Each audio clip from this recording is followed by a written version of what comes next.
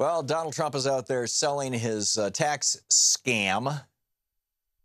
And, it's symptomatic of so many things in the United States. There's this,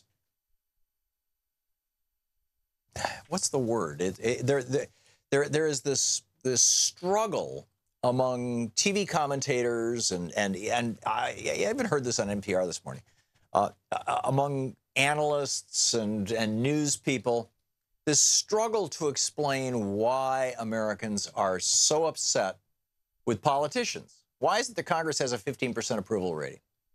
Why is it that the Republican Party has like a 25% approval rating? The Democratic Party's, it's higher than the Republicans, but it's still less than 50%. Why, I believe. Why is that? And everybody's sitting around, just kind of torturing the language, trying to say, there's this, people are unhappy, and, that explains, why Judge Moore was elected down in Alabama, and that explains why Donald Trump became president, and that explains the Bernie phenomena. And I think it does actually explain all those things, that people are really upset with politics, and they're really upset with politicians, but it doesn't explain why. And I think it's really important to talk about the why. The why is something that you're not going to hear discussed in any of the elite media, because they're part of the why.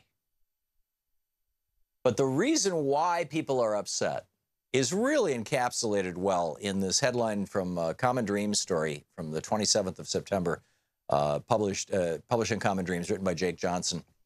Just the headline says the whole thing. Consumer survey shows 2/3 of Americans oppose the FCC's plan to destroy free and open internet. 2/3 of Americans want to keep net neutrality. The vast majority of Americans think that corporate taxes should go up, not down. The vast majority of Americans think that wealth inequality is a problem. The vast majority of Americans think that rich people should be paying higher taxes, not lower taxes. The vast majority of Americans, you can just go through the list. They think that the air and the water should be protected by the EPA, while Scott Pruitt is taking apart the EPA. They think our public lands should be protected by the Department of Interior, while Ryan Zinke is trying to sell them off to mining and coal and drilling interests. The vast majority of Americans believe that everybody should have access to health care as a right. None of these things are being put into law, right? None of the things that the vast majority of Americans want are being legislated. In fact, if anything, we're getting quite literally the exact opposite. The majority of Americans want net neutrality. Trump says no net neutrality. He puts Ajit Pai in there in charge of the FCC, and he's just gonna wreck it. The vast majority of Americans want us to be protected from banksters. The legislation that was passed. It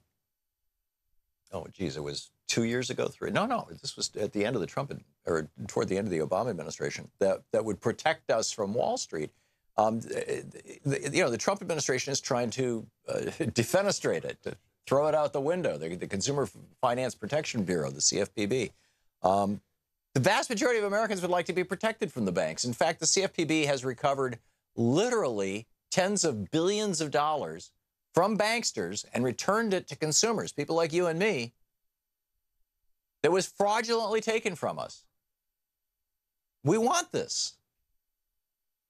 But what are the Republicans doing? They're trying to destroy it.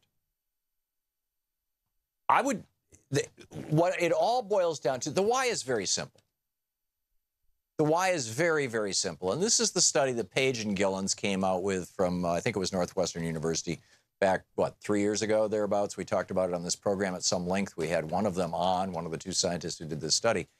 And what they found was that what the top 1%, well, actually what the top 5% want, has a measurable and relatively high probability of being made into law. I don't recall the percentage. I think it was around 80%. But they have what the top 5, maybe the top 10% even, what the top, the marginal top wants gets made into law. But what the bottom 90% of Americans want the probability of that being made into law is equivalent to, statistically equivalent to random noise. In other words, we're all just being completely ignored. We're getting, Trump is out there going quack, quack, quack, quack, quack. He's saying, oh yeah, I'm going to cut middle class taxes, and we're gonna protect the air. And Bush tried this with his Clean Skies initiative, a clean and healthy forests initiative, which was just nonsense. I mean, they were just marketing slogans. They were lies.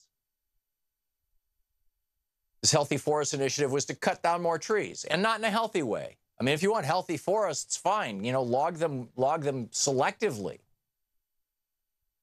Louise and I used to have 400 acres in Vermont, and we had a guy with a horse come in and log it to make the forest healthy. Yeah, you can manage a forest, but clear cutting?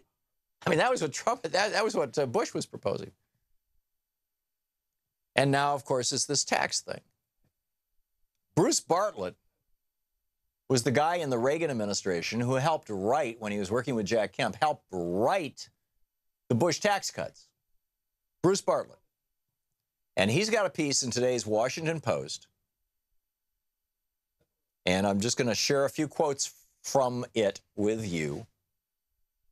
4 decades ago, he writes, while working for Jack Kemp, Republican in New York, I had a hand in creating the Republican tax myth. Of course, it didn't seem like a myth at that time. And then he goes through and he lays out what the myth is, which is basically if you cut taxes, the economy booms. And then he says, in reality, there is no evidence that a tax cut now would spur growth. And then he goes back to the 80s. He says the prosperity of the 80s is overrated in the Republican mind. In fact, aggregate real gross domestic product growth was higher in the 70s, 37% versus 35% than in the 80s. Moreover, he said GOP tax mythology usually leaves out really what is the biggest thing, and that's the Federal Reserve. I mean, I keep telling you, why is the stock market going up? Because the Fed's keeping the interest rates at 2% and below. What does that mean? It means that companies can borrow money and use that money to buy back their own stock and jack up their stock prices. We're in a bubble market that's driven by the Fed. Well, the Fed can also kill markets. And what all these Republicans forget was that when Ronald Reagan became president, the Fed had set the Fed fund rate, the rate at which the Fed will loan to banks or banks loan to each other overnight, at 19%. Now, that really slows down an economy. And the whole point was to slow down inflation, which was the result of the Arab oil boycott of the previous years of the 70s. But they, the Fed was trying to kill inflation, and they did it by raising interest rates to 19%. Well, by November of 1982, so we're, the second into the tail end of the second year of Reagan's administration, the Fed dropped the federal fund rate from 19% to 9%. I mean, if the Fed today cut interest rates in half, you'd see a huge stimulus. Of course. It's a bubble-driven stimulus, but it's a stimulus. And then he says, of course, and then there was also the bounce back from the recession. And also, he says, Reagan's defense buildup and highway construction programs greatly increased the federal government's purchase of goods and services. This, writes Bruce Bartlett, is textbook Keynesian economics. He said there is no evidence. Now, keep in mind, this is the guy who wrote Reagan's policies. Quote, there is no evidence showing a boost in growth from the 1986 Act. The economy remained on the same track with huge stock market crashes. 1987's Black Monday, 1989's Friday the 13th mini crash, and a recession beginning in 1900, and real wages fell. Strenuous efforts by economists to find any growth effect from the 1986 Act have failed to find much. This is Bruce Bartlett. This is the guy who wrote Reagan's tax plans, saying, come on, it's nonsense. In addition to that, actually, I'll put that over there. In addition to that, here's what is in the news right now. Bloomberg. I'll just read you the headlines. Bloomberg, GOP tax plan has large tax breaks for highest earners. USA Today, Trump's tax plan could actually benefit wealthy people like him. USA Today editorial, many Trump voters will get zero from Republican tax framework. New York Times, Trump tax plan benefits wealthy, including Trump. Axios, Trump skeptical of his own plan. NBC News, GOP rhetoric on new tax plan doesn't match reality. NBC News, tax plan impact a mystery for the middle class, but not for Trump. CNBC, GOP tax plan is the great con. They're quoting Richard Trumka. New York Times, Trump misleads on who benefits from tax plan. Washington Post, Trump's spin doesn't match his tax plan. Business Insider, the double standard deduction in the GOP tax plan is a lie. In other words, actually, yes, he wants to raise the standard deduction, but he's doing away with individual deductions. So actually, a family of four, a married couple with 2 kids earning $45,000 a year or less will actually be paying more taxes under this plan. LA Times, here's why Trump's tax plan will hit Californians especially hard. LA Times, don't buy the spin. The new tax plan is a huge giveaway to the rich. See, this is what's been going on basically ever since the Reagan Revolution. Is politicians come to Washington, D.C., and they figure out, well, they're told what the billionaires want, and they have to come up with a way of doing it that's acceptable to the suckers who watch Fox News. And so, they come up with these elaborate lies, the Laffer curve and the supply side economics and trickle down. They're just elaborate lies. And sometimes they're not even elaborate. Oh, there's no such thing as global warming. Well, the majority of Americans now believe that the intensity of hurricanes is being fueled by global warming, which, by the way, is true. But the Republicans are still lying to us.